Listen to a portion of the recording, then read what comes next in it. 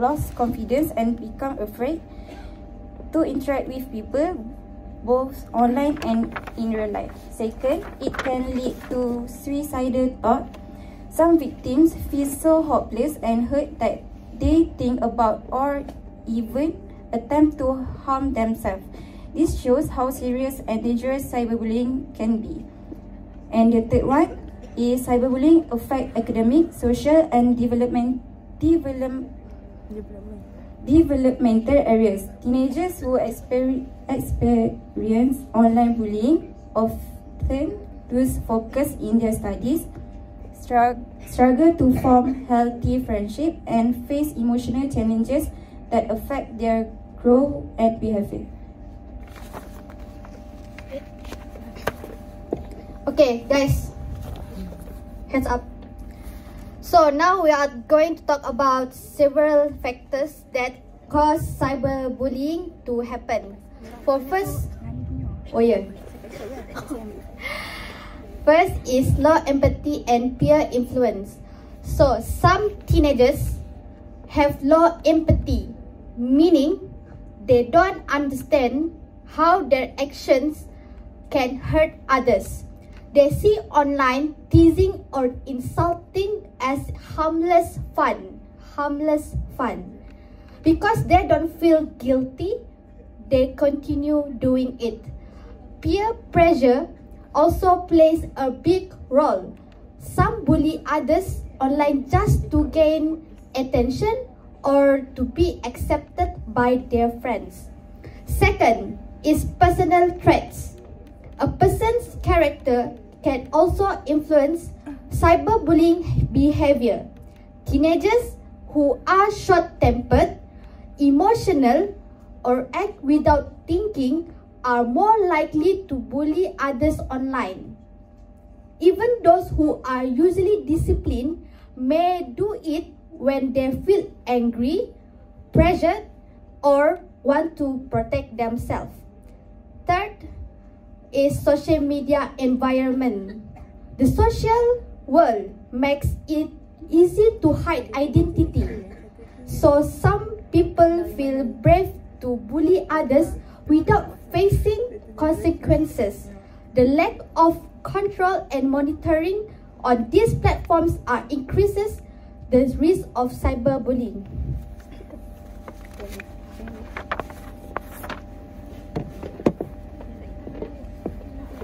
Okay, next, effect of cyberbullying. Cyberbullying gives a many negative effect of teenagers. Firstly, emotional and psychological effect. Victims often feel sad, scared, and stressed after being bullied online. They lose confidence and start to believe what bullies say about them. For example, some students get bullied about their looks or body shape on TikTok, and later they feel insecure to post anything online.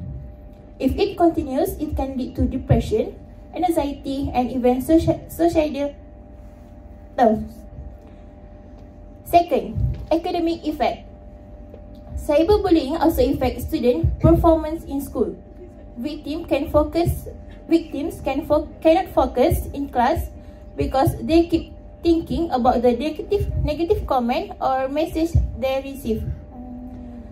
For instance, if someone spreads fake story about a student in school group chat, that student might skip school because they feel embarrassed or afraid to face others. Lastly, social effect. Socially, victims start to isolate themselves and lose trust in people. They may delete their social media accounts or stop joining group activities. For example, some teenagers today prefer to stay quiet or avoid school events because they fear being recorded or made fun of online. So, solution, there are several ways to solve this problem. First, digital citizenship education. School should teach students how to use the internet wisely and respectfully. For example, teacher can include short lessons or activities about cyberbullying and empathy during ICT or moral education classes. Second, smart parental monitoring.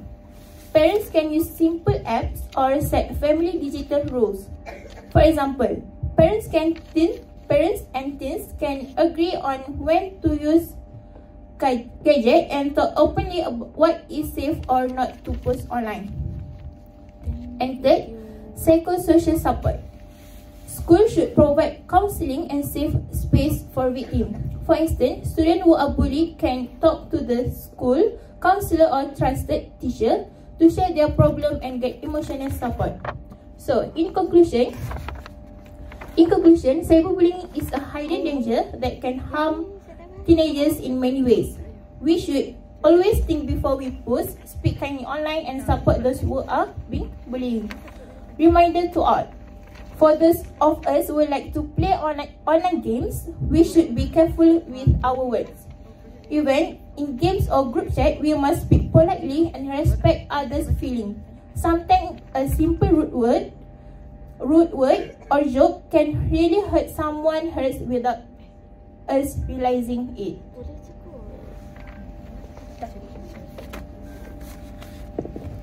So, our project will be presented in the form of 10 minutes video. Some will be acting scene and podcast, and it will ada dua in one video. Dia macam podcast tu yang ada letak video. Yang ada letak video. Dia akan bincangkan video tu. Video yang kita lakukan tu podcast akan bincang. tak dengar sir. Nak buat dua-dua tu ke? Oh, Two in one.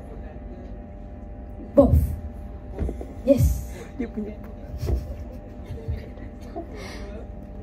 Yes, but the podcast will be like 4 minutes only, Laku pun tak mahu. and acting like 4 minutes only.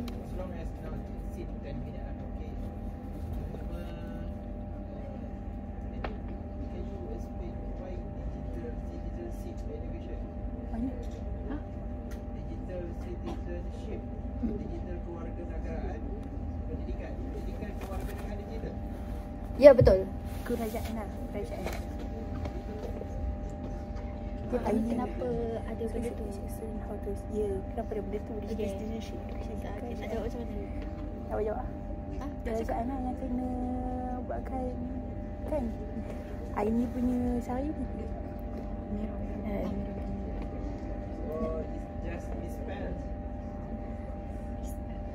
Apa? Siapa awak? Dispel. Salah je ke?